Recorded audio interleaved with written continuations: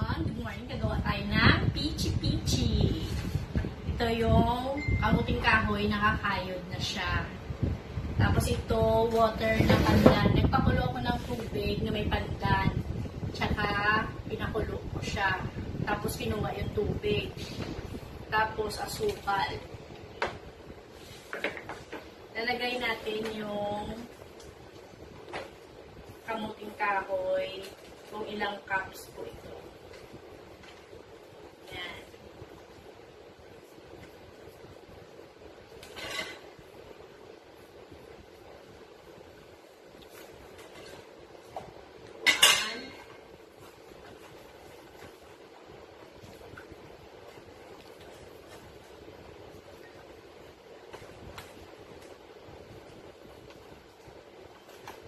Ubusin na lang natin, guys.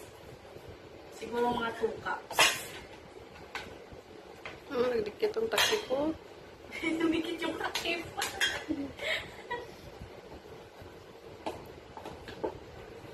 2 cups.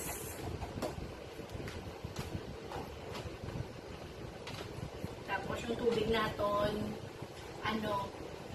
alam ko 1:2.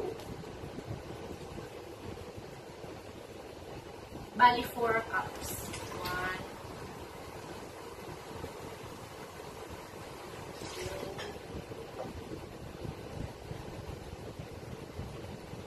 Tingnan mo, Anay. Tingin na lang muna kasi baka hindi siya Kabasa. Basa nga.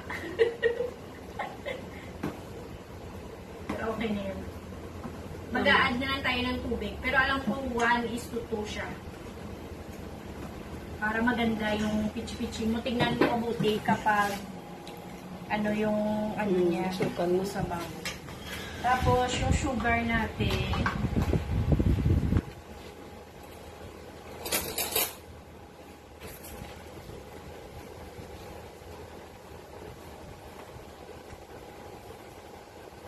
One is to 1. Bali 2 cups. Kasi 2 cups yung natin. Kasaba.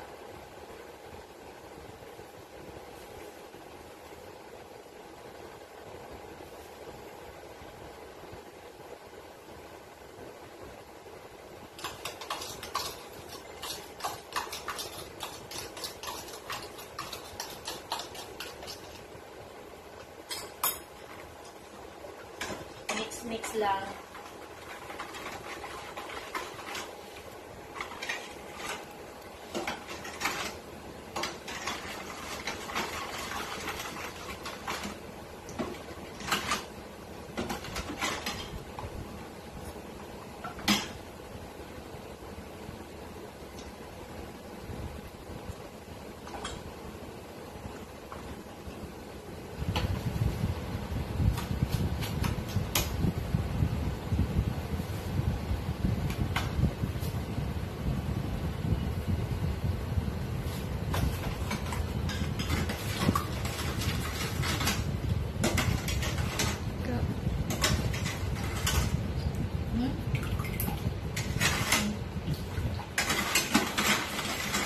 Tapos maglalagay na tayo ng lihiya. Ito yung sabi nila yung pampalanggo.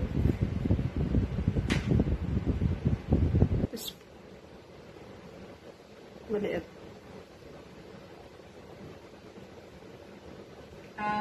1/4 teaspoon.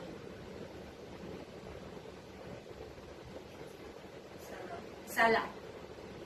1/4 teaspoon. Okay na. Tapos, isasalang na natin sa steamer natin. Pilpit muna.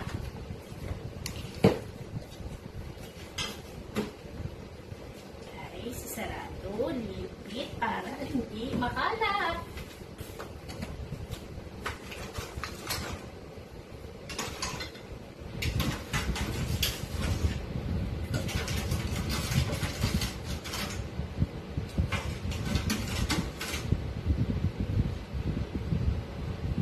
Yakon ka.